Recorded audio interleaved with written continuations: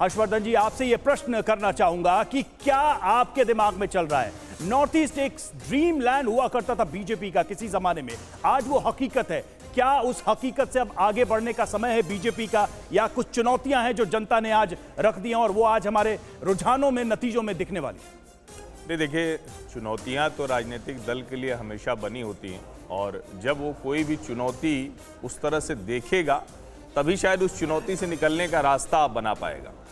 मुझे लगता है कि त्रिपुरा में भारतीय जनता पार्टी ने 5 वर्ष की सरकार में जो काम किया और उसको जहां लगा कि ये गड़बड़ हो सकती है, जैसे उन्होंने मुख्यमंत्री बदला, जो लोकल लेवल पर जो ऑर्गेनाइजेशन की चीज़ें थी उसको उन्होंने ठीक करने की कोशिश की, वो भारतीय जनता पार्टी के लिए एक तरह से कहें कि पक्ष में जाता हुआ दिख रहा है। और जो सबसे बड़ी बात है कि जो उन्होंने समझौता त्रिपुरा मोथा के साथ नहीं किया, यानी जो प्रद्योत देव बर्मन की पार्टी है जो अलग ग्रेटर त्रिपुरा लैंड की बात कर रही है, उसके बावजूद उनकी स्थिति बहुत ज्यादा गड़बड़ नहीं है। ठीक है, हर्षवर्धन त्रिपाठी जी, एक बार फिर से आपके पास आएंगे। और देखिए, इस वक्त हमारे साथ 2 और खास मेहमान जुड़ चुके हैं, प्रमोद स्वामी जो बीजेपी से और साथ ही संजय सरकार टीएमसी से। प्रमोद स्वामी जी, स्वागत है आपका टीवी 9 भारतवर्ष पर, और संजय सरकार जी आपका भी। आपसे जानना चाहूंगा कि त्रिपुरा को लेकर तो आप दावा कर रहे हैं कि एक बार फिर से वापसी होगी, बाकी 2 राज्यों को लेकर आपको क्या उम्मीदें हैं?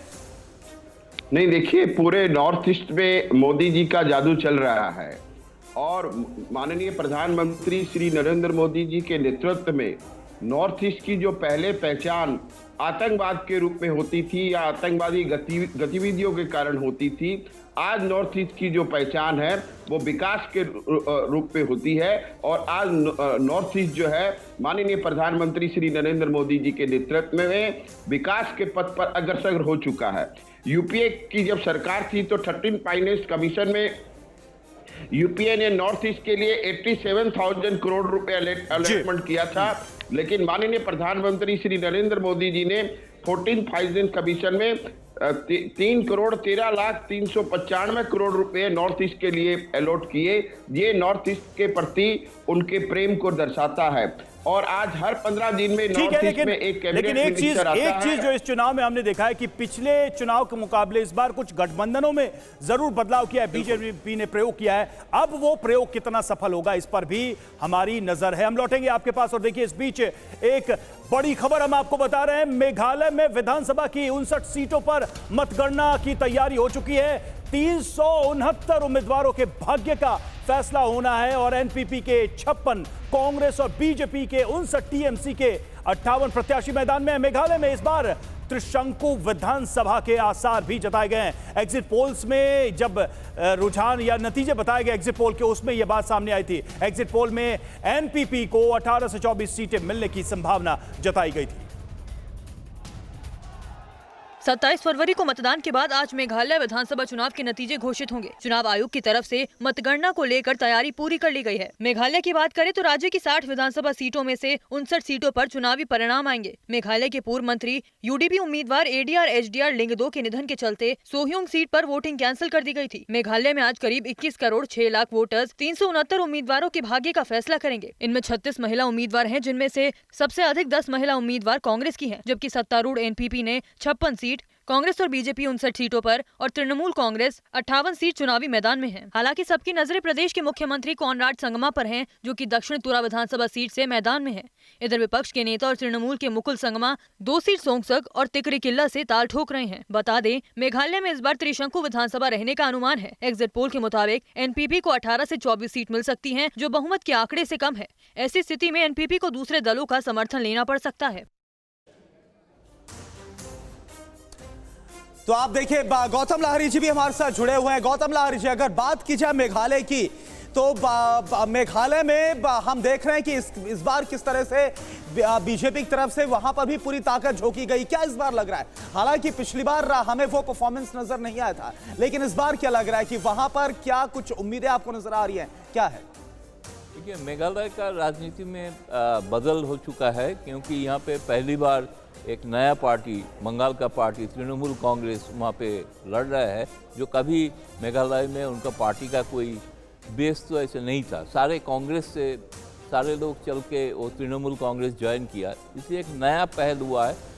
पूर्वोत्तर राज्य में पहली बार देखा गया कि इस चुनाव में 2023 में जो हो रहा है, इसके लिए एक उत्साह एंड इसके लिए एक बहुत बड़ा आग्रह लोगों के सारे देश में है कि इसका नतीजा क्या होने वाला है। शायद लोगों को लग रहा है कभी इतना नहीं पूर्वोत्तर राज्यों का चुनाव लेके इतना कोई उत्सुकता नहीं था, लेकिन इस बार लगता है कि 2023 का आगे जो चुनाव होने वाला है शायद इसका एक दिशा यहाँ से मिल तो आप ये सकता मानते हैं कि जिस तरह से जो केंद्रीय पार्टियां हैं, खासकर बीजेपी की बात करें, उन्होंने दिलचस्पी जब से दिखाई है तब से नॉर्थ ईस्ट के चुनाव और भी दिलचस्प हो गए हैं। संजय सरकार हमारे साथ इस वक्त टीएमसी के नेता जुड़े हैं। टीएमसी को लेकर संजय जी काफी कुछ कहा गया, यहां तक कि कांग्रेस भी काफी हमलावर रही और कांग्रेस का यह मानना था कि टीएमसी का उधर एग्रेसिव होना हमारे खेल को बिगाड़ने की कोशिश है। आप क्या मानते हैं, इसका असर दिखेगा क्या आज? मैं कि कांग्रेस के जो सवाल है उसको जवाब हम अच्छे तरफ से आपको दे देते हैं। संगठन 365 दिन संगठन मतलब बूथ वाइज संगठन करना पड़ता है, तब उसको जनता को साथ जुड़े हुए रहना पड़ता है। अगर आप पैराशूट से उतर के आएंगे, हेलीकॉप्टर से उतर के आएंगे और आप 5 स्टार में प्रेस ब्रीफ करेंगे, उसको मतलब वो संगठन नहीं होता है, वो जनताओं को बीच में नहीं रहता है। हम जनताओं को बीच में 365 दिन रहने का कोशिश करता है, जनता को बीच में। और सबसे बड़ा महत्वपूर्ण भूमिका हम त्रिपुरा में और मेघालय में हम लेने जा रहे हैं। और महत्वपूर्ण भूमिका क्या है, और वहां पर सबसे बड़ा किंग मेकर तृणमूल कांग्रेस बनने जा रहा है। तो त्रिपुरा में और मेघालय में नहीं तो किसको हराने और किसको जिताने के लिए आप मेघालय में मैदान में उतरे?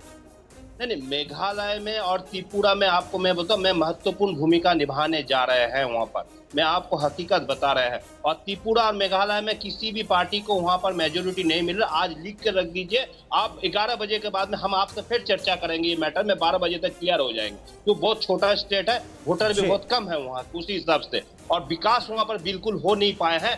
बिल्कुल मोदी जी को जुमला छोड़ के कुछ नहीं हुआ, कॉन्राड भी कुछ नहीं कर पाए हैं। और विश्व अगर नागालैंड में कुछ सफलता अगर दिखाई मिलेंगे तो उसके अलावा और भारतीय जनता पार्टी कहीं कुछ देखने का रास्ता नहीं है वहां पर। अच्छा संजय सरकार ये बताइए, क्योंकि जो मेघालय के एग्जिट पोल है उसमें ये दिखाया गया है कि टीएमसी को 8 से या फिर 8 से 12, 8 से 13 के आसपास तमाम एग्जिट पोल की तरफ से अनुमान लगाया गया है। क्या आपको लग रहा है कि इसी हिसाब से परफॉर्मेंस होगा या फिर इससे बेहतर टीएमसी कर सकती है या फिर नीचे होगा? क्या लग रहा है आपको?